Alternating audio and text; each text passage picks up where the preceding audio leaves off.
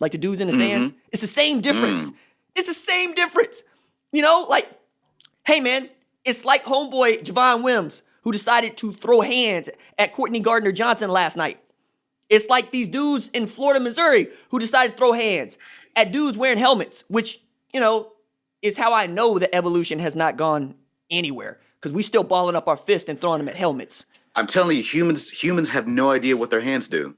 Humans don't understand the fact that as constructions, we are fragile. Do you know how many bones the human hand has?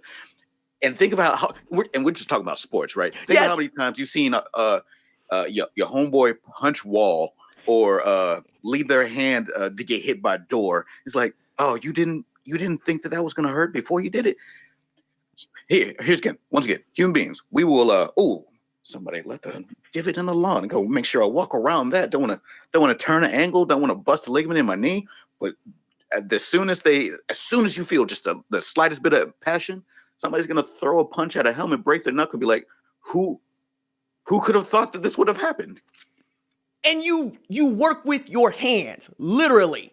You literally work with your hands. There's no football player that does not literally work with his hands. Putting hands on people is your job, right? Like, and they go throw these hands at these helmets. But what I love most about what happened last night is my man had time to think about it and plot on it. Okay, so for those of y'all that don't know, Javon Wims plays wide receiver for the Chicago Bears. They are losing to the New Orleans Saints. But, you know, my man's playing for the Saints, Courtney Gardner-Johnson, decided that he had enough of Javon Wims' mouth, and he decided to rip his mouthpiece off. But the way that he ripped his mouthpiece off is the way that you might snatch somebody's chain. Real quick, fast, and then tossed it. Like, you know, it's not even important. Just whop, through. And by the time Javon Wims figured out what would happen, he was already off the field. And his mouthpiece is still out there. So much so that, like, the offense is moving the ball. Chicago Bears offensive lineman picks up the mouthpiece, tosses it to the side. Meanwhile, Javon Wims is really on the sideline for 11 minutes of real life time. Javon Wims gets back onto the field, finds Courtney Gardner-Johnson, throws a punch at him that misses, and then throws another punch at him that lands. And everybody's looking at this going, wait a second, what did we miss? Why is he throwing hands at this man? Because literally 11 minutes ago, he had his mouthpiece snatched like it was his chain. Because these men truly do fight at work. And when they're fighting at work, they fight with their hands, which is the stupidest damn thing ever. Which gives me back to the whole Barry Bonds, why would you fight him? One, he's bigger than you. And two, he's holding a bat.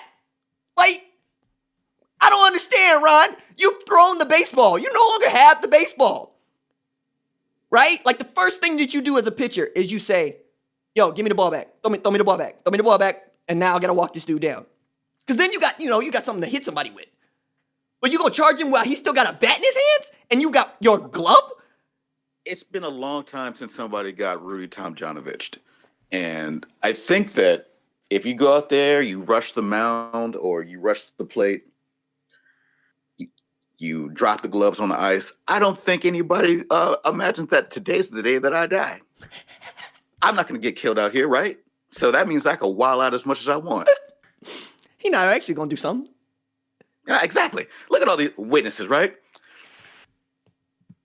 All it's going to take is just one day. One day, somebody's going to say, you know what? I'm throwing it to the wind.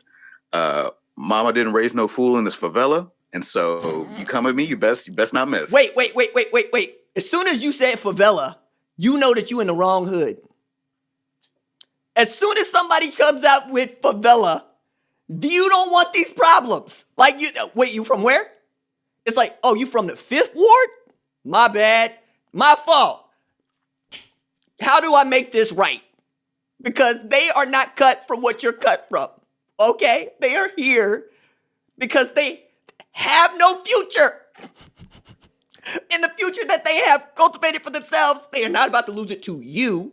Speaking of which, remember when I was talking about earlier, just like 2 minutes ago, about how my beliefs antithetical to those of most of the people that like the thing that I like? Dude gonna get in here. It's a tough Venn diagram, isn't it? He got in here on the chat talking about anybody who watches the NFL is un-American. Hey, you know what? I'm gonna roll with it. Yeah, of course.